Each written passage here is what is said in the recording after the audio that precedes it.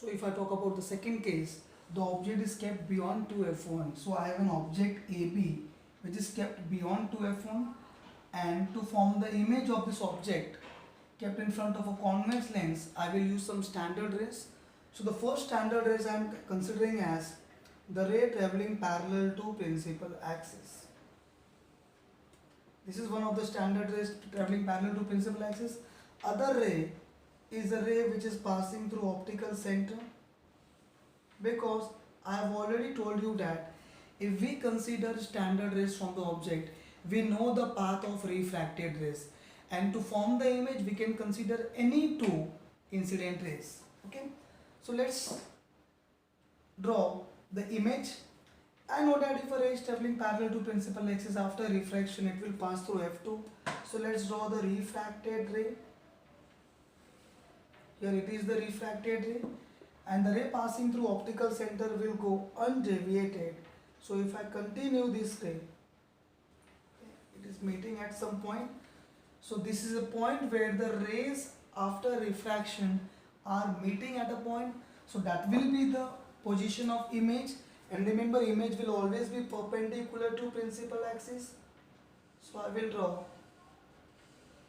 this as the image, and with an arrow downward, right? And I would name it as A dash, B dash. See, remember, B is a point located on principal axis. So any point on the principal axis will have its image always on the principal axis. So B ka corresponding image will be B dash, and A ka corresponding image will be A dash. You can see that image is obtained between F2 and 2F2. So where is the location of image? It is formed between F2 and 2F2. Okay, is it formed due to actual intersection? Yes. So this image is real, and I have already explained you that real image is always inverted. You can clearly see that object having arrow upward, image having arrow downward, so it is inverted. And now I can tell you that the size of the image is somewhat lesser than the size of object. So this image, okay, the height of the image is lesser than the height of the object. So you have to say that this image is diminished in size.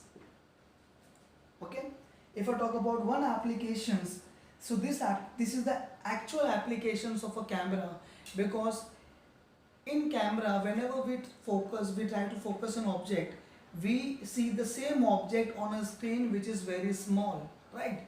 So this is the actual application of a camera. Okay, remember, in the previous case that was also the application of camera, but when the object focused is very far away, and here object is not very far away from the camera.